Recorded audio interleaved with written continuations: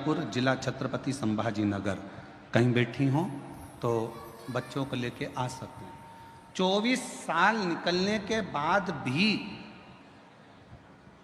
संतान का सुख सामने नजर नहीं आया तो किराएदारनी से कहा कि वो सीहोर वाला महाराज भी झूठ बोलता है।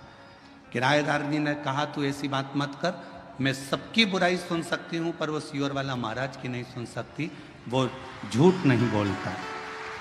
उस किराएदारनी ने अपने उस बहन ने पत्र में लिखा कि किराएदारनी बोली वो सीहोर वाला महाराज कथा नहीं कहता, शंकर स्वयं कथा कहता है और मुझे विश्वास है तेरे घर औलाद होगी। एक बार फिर वापिस सफेद आंकड़े की जड़ का प्रयोग कर, वापिस प्रयोग करा और बाबा की कृपा से 15 फरवरी 2024 को एक नहीं बाबा की कृपा से 2 संतान ने जन्म लिया 24 साल के बाद।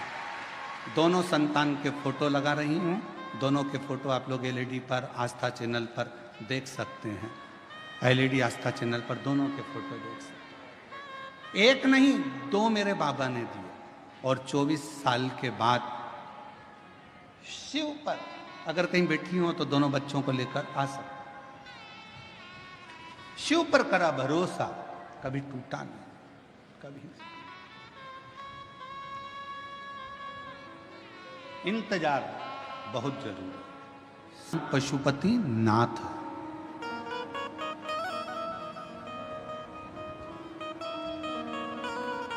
शिव को पशुपति नाथ भी कहते हैं, अर्थात 33 कोटि देवताओं को पशु बनाकर स्वयं उनके पति बनकर तारकासुर के 3 बेटे तारकाक्ष, विदुमाली और कमलाक्ष की, इन तीनों का संहार मेरे शिव जी ने करा था।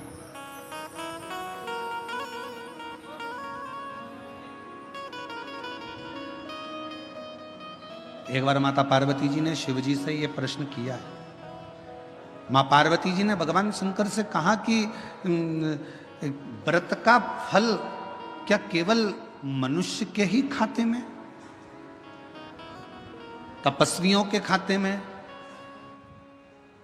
जो साधक हैं, साधना करने वाले हैं, तपस्वी हैं, संत हैं, साधु हैं, सन्यासी हैं, क्या केवल इन्हीं के खाते में केवल व्रत का फल है? भगवान शंकर ने उत्तर दिया, नहीं पार्वती सुनो, 33 कोटि देवता में केवल एक शिव जी कहते हैं, केवल एक मुझे लोग पशुओं का देव भी कहते हैं, पशुपति नाथ भी कहते हैं। उसका फल मैं तुम्हें बता रहा हूं। पार्वती शिवरात्रि, प्रदोष,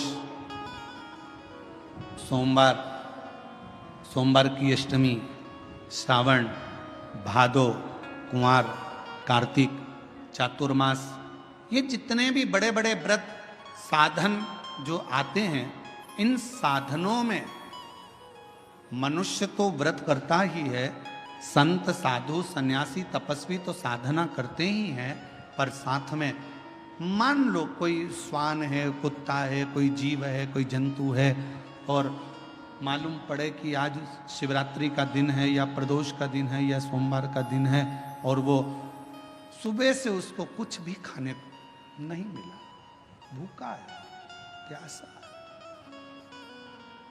उसको कुछ मिल ही नहीं रहा, उसको कुछ प्राप्त ही नहीं हुआ। शिव जी कहते हैं पार्वती, मान लो अगर प्रदोष का दिन है और कोई पशु को अगर कुछ मिला नहीं है, अनायास, शिव तो अनायास कृपा करने वाले हैं।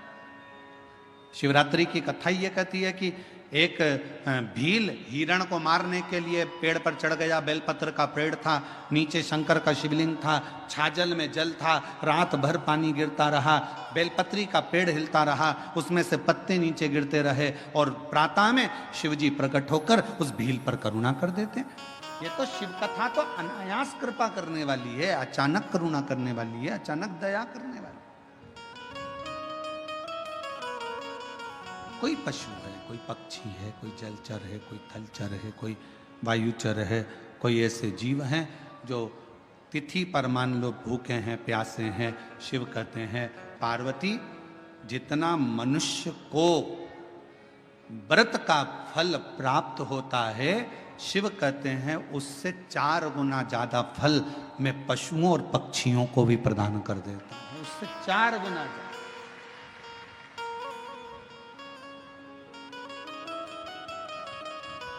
उसको पशुपति नाथ कहते हैं। चतुर्मास का समय था, एक संत शिव के अड़भंगे भक्त थे, एक पवित्र नदी के तट पर बैठकर भगवान शंकर की साधना, तप, आराधना शिव जी की करना प्रारंभ कर, पार्थिव शिवलिंग का निर्माण कर लेते, उन्हीं का पूजन करते, उन्हीं की अर्चना करते, उन्हीं की चाकरी करते। नदी के इस ओर संत सब तप साधना भजन पूजन कर रहे हैं, और नदी के उस ओर एक परिवार रहता था जिसमें एक बालक रहता था जिसका नाम था शिवानंद। क्या नाम है बालक का? शिवानंद। और शिवानंद बालक रोज माँ जब कपड़े धोने के लिए आती, वस्त्र धोने के लिए आती, नदी पर कोई स्नान करने के लिए आती, तो शिवानंद बालक सामने घाट पर बैठे हुए संत को तप करते हुए देखता, पार्थिव पूजन करते हुए देखता, तो उसके मन में भाव जागृत हो गया कि एक बार मैं संत का दर्शन करूंगा। और मैंने तेरे ही भरोसे बाबा, तेरे ही भरोसे हवा बिच उड़ती जावांगी, बाबा डोर तो छड़ी ना कटी जावांगी, भोले मैं तेरी पतंग, शंभू मैं तेरी पतंग। शिवानंद बालक ने नौका ली,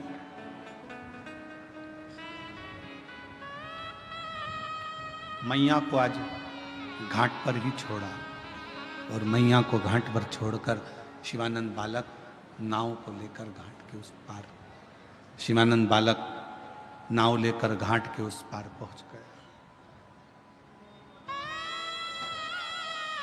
संत बैठे थे, शिव की आराधना कर रहे थे, शंकर का तप कर रहे थे, साधना में लगे थे, शिव की भक्ति कर रहे थे। देखा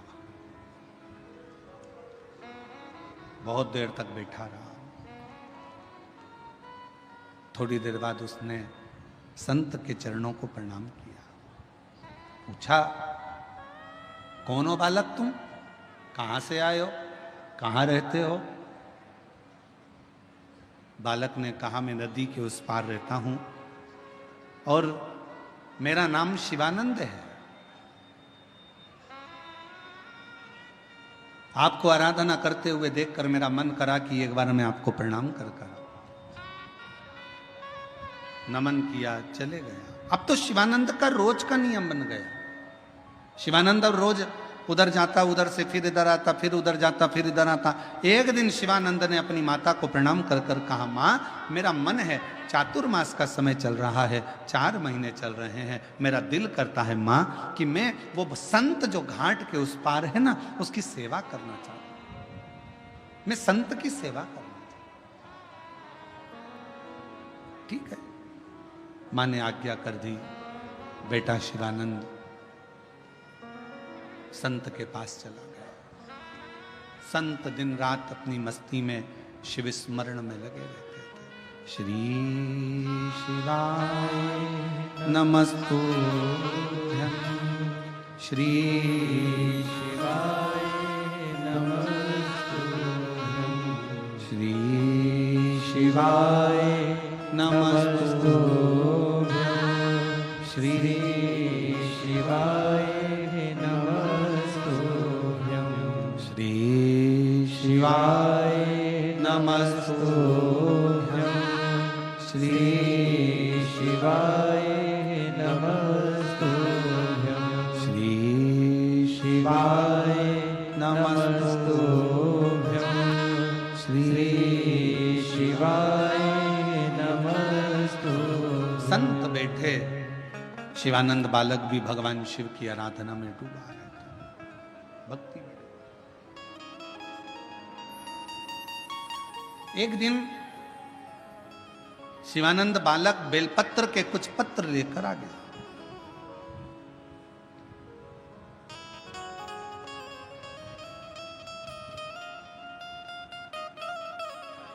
गुरुजी का हृदय थोड़ा सा दुखा, पूछा, तुम बेलपत्र के पत्ते लेकर आए हो, क्या तुमने बेलपत्र के पत्र को मंत्र दिया है? क्या तुमने बेलपत्र के पत्र को लाने के लिए निमंत्रण दिया है?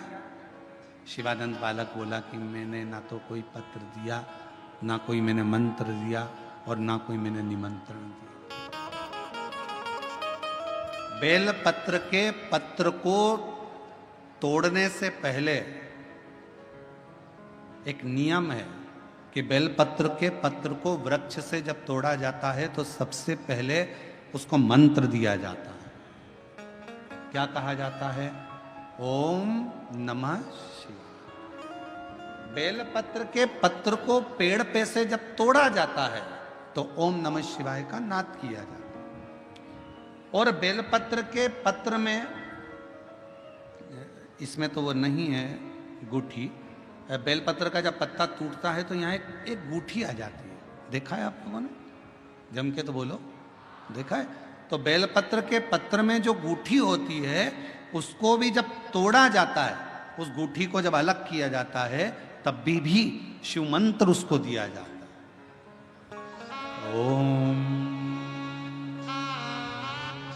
नमः शिवाय, ओम नमः शिवाय, ओम नमः शिवाय। वृक्ष पे से पत्ते को तोड़ा तो मंत्र दिया, गूठी को तोड़ा तो मंत्र दिया, और बेलपत्र के पत्ते को जब तोड़ा जाता है, मंत्र, पत्ते को तोड़ने से पहले मंत्र प्रदान किया जाता है, और जब तोड़ा जाता है तो कहा जाता है, हे माँ पार्वती, हे माँ गोरा, चलो तुम्हें शिवजी ने बुलाया है मेरे कल्याण के लिए। माँ, आपको शंकर जी ने याद किया है, मेरे ऊपर बहुत दुख है माँ, कल्याण करिए, चलिए मेरे दुख को समाप्त करिए, निमंत्रण दो।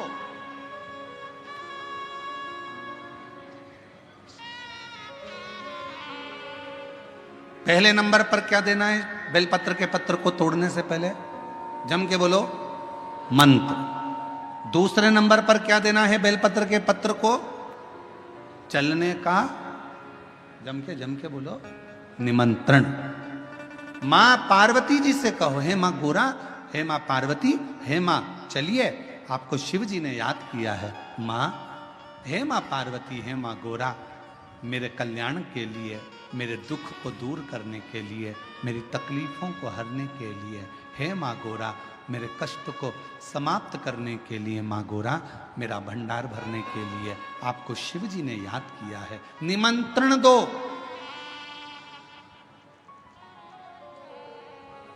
लेकर आए, फिर गूठी तोड़ी, फिर मंत्र दिया, ओम नमः शिवाय, नमः शिवाय, नमः शिवाय। अब गुरुजी ने पूछा कि तुमने मंत्र दिया? नहीं।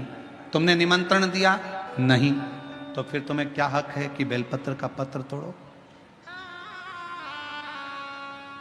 शिव महापुराण की कथा तो कितनी बड़ी बात कहती है, बेल पत्र के पत्र को सीधे पेड़ में से तोड़कर लेकर आना चाहिए।